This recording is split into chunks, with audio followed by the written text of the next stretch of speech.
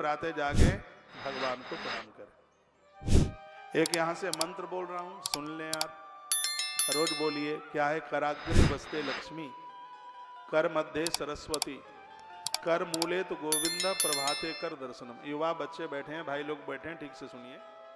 प्रातः बिस्तर पर आप 5-7 मिनट रीढ़ की हड्डी सीधे करके बैठिए और हाथ जोड़िए और यह श्लोक बोलिए। गूगल में भी मिल जाएगा, लेकिन अर्थ नहीं मिलेगा वहां जो मैं आपको बता रहा हूं वो वाला अर्थ। कराग्रे बसते लक्ष्मी, इसका अर्थ क्या है? सुन नहीं रहे आप?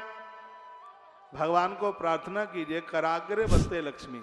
सुबह ही सुबह आपको कहना है, भगवान आप हमारे काम, हाथ में काम दे दीजिए। लक्ष्मी का मतलब मुझे काम दे दीजिएगा।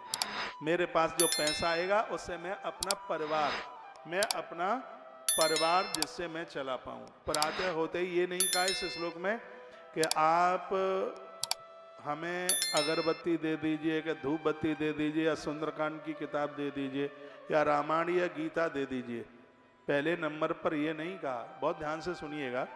एक साधक जगता है तो लक्ष्मी नारायण का नाम उच्चारण करता हुआ वह साधक भगवान से कहता, कराग्रे वस्ते लक्ष्मी, मेरे हाथों के अग्रभाग में क्या होना चाहिए? लक्ष्मी का नाम। कराग्रे लक्ष्मी बस्ते लक्ष्मी, हे माँ आप बैठ जाओ, क्योंकि आप बैठोगी मुझे काम मिलेगा। काम मिलेगा तो दाम भी मिलेगा, दाम मिलेगा तो परिवार मेरा ठीक ठाक से चलेगा। तो इसका मतलब कि ईश्वर से कहिए, एक भी दिन में निठुलना ना बैठूं। लोग वो बिगड़ जाते हैं जो कुछ करते ही नहीं है। थकान तो उनको होती है जो हरामगिरी दिखाते हैं। जो मेहनती होते हैं, काम करते हैं, उन्हें कभी थकान नहीं होती।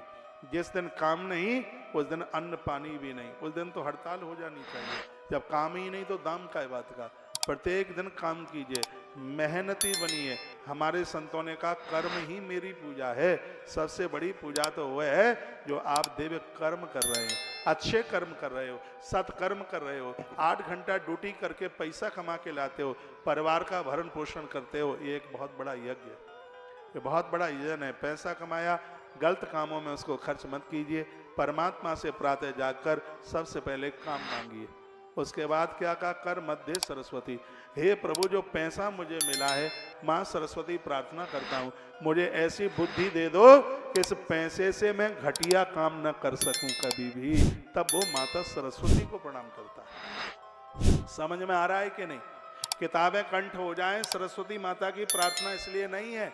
तो जो चीजें आपके पास में हैं उनका दुरुपयोग ना हो, मां सरस्वती इतनी बुद्धि हमें दे दे। मां शारदा की प्रार्थना इसलिए की जाती है। लेकिन लोग तो पढ़ते थे, बच्चे थे पढ़ते थे, बसंत पंचमी में सरस्वती की पूजा होती थी। अब जो आप बैठे हुए हैं, पता नहीं कब अपने स्कूल कॉलेज में विद्यालय में ही मां सरस्वती को छोड़ के आ गए। तब जाते थे बसंत पंचमी को पीले पीले कपड़े पहन करके, बस तब की ही पूजिए। उसके बाद में तो सरस्वती का नाम ही नहीं लिया आपने।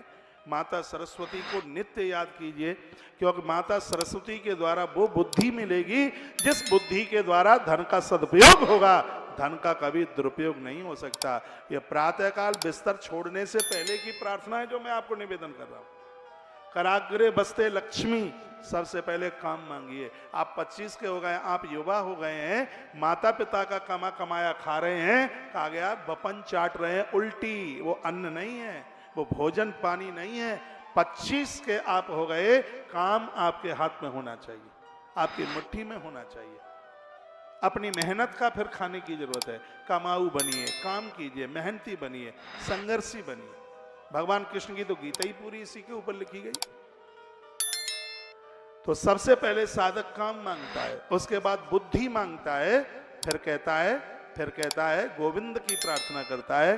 और वो कहता है कि संसार की चकाचौंधता को देखकर मेरी इंद्रियां कहीं फंस न जाएं, मेरी इंद्रियों को आप मुक्ति दे दीजिए, गोविंद कह करके संबोधन करता है।